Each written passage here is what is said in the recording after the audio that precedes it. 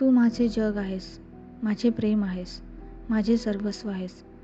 मी आयुष्यात चांगला जोडीदार मागू शकले नसते.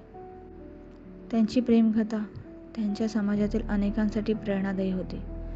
त्यांनी एकत्र राहण्यासाठी सर्व अडचणींचा सामना केला होता आणि ते विजयी झाले होते. प्रेमाला सीमा नसते आणि जिद्द आणि मेहनतीने काहीही शक्य आहे हे त्यांनी सिद्ध केले होते.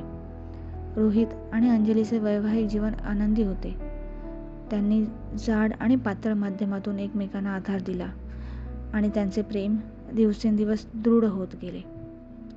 त्यांना 2 मुले, 1 मुलगा आणि 1 मुलगी होती आणि त्यांना प्रेमाने आणि काळजीने वाढवले होते. त्यांची मुले त्यांचा अभिमान आणि आनंद होते आणि त्यांना त्यांच्यापेक्षा चांगले जीवन मिळावे अशी त्यांची अपेक्षा होती. त्यांना उत्तम शिक्षण आणि संधी देण्यासाठी त्यांनी कठोर परिश्रम घेतले. त्यांच्या मुलांनी त्यांच्या अभ्यासात उत्कृष्ट कामगिरी केली होती. एके दिवशी त्यांचा मुलगा कॉलेजमधून घरी आला आणि त्यांना सांगितले की त्याचे एका वेगळ्या जातीतील मुलीवर प्रेम झाले. रोहित आणि अंजली थक्क झाले. त्यांनी आपल्या मुलांना नेहमीच सर्व पार्श्वभूमीतील लोकांचा आदर करायला शिकवले होते आणि त्यांना त्यांच्यासारखा पूर्वग्रहाचा सामना करावा लागणार नाही अशी आशा होती. पण त्यांना माहीत होते की त्यांच्या मुलाचे प्रेम शुद्ध आहे आणि ते त्याच्या आनंदाच्या मार्गात उभे राहू इच्छित नव्हते. त्यांनी त्याला पाठिंबा दिला. त्याच्या मैत्रिणीचे त्यांच्या कुटुंबात खुल्या हातांनी स्वागत केले. त्यांच्या मुलीने त्यांच्या पावलावर पाऊल ठेवून वेगळ्या धर्मातील मुलाशी लग्न केले.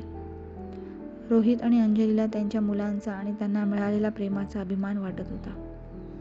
त्यांना माहीत होते की त्यांच्या प्रवासामुळे त्यांच्या मुलांना अडथळे आणि पूर्वग्रह तोडण्यास मदत झाली आहे आणि त्याबद्दल ते कृतज्ञ आहेत. जसजसे ते मोठे होत गेले तसतसे रोहित आणि अंजलीला माहीत होते की त्यांचा एकत्र वेळ मर्यादित आहे.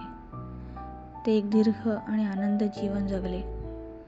प्रेम आणि आनंदाने भरलेले होते आणि पुढे जे काही येईल त्यासाठी ते तयार होते. त्यांच्या 50व्या लग्नाच्या वर्धापन दिनानिमित्त त्यांनी आपल्या नवसाचे नूतनीकरण एका भव्य सोहळ्यात केले. त्यांच्या मुलांनी आणि नातवंडांनी रोहितने अंजलीला बघितले आणि म्हणाला, "इतक्या वर्षांनंतरही तू माझ्या आयुष्यातील प्रेम आहेस. आपण एकत्र घालवलेल्या प्रत्येक क्षणाचा मी ऋणी आहे." अंजलीने उत्तर दिले, "आणि अजूनही तू आहेस जो माझ्या हृदयाचा ठोका चुकवतो. आपल्याला एकत्र आणल्याबद्दल मी दररोज देवाचे आभार मानते."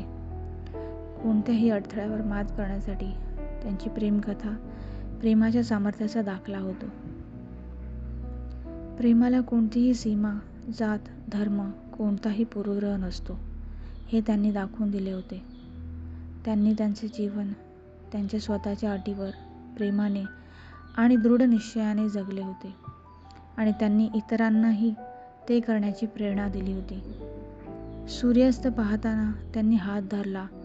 रोहित आणि अंजलीला माहीत होते की त्यांचे प्रेम कायम राहील, ते गेल्यानंतरही. त्यांनी प्रेम, आशा यांचा वारसा सोडला होता जो येणाऱ्या पिढ्यांना प्रेरणा देत राहील.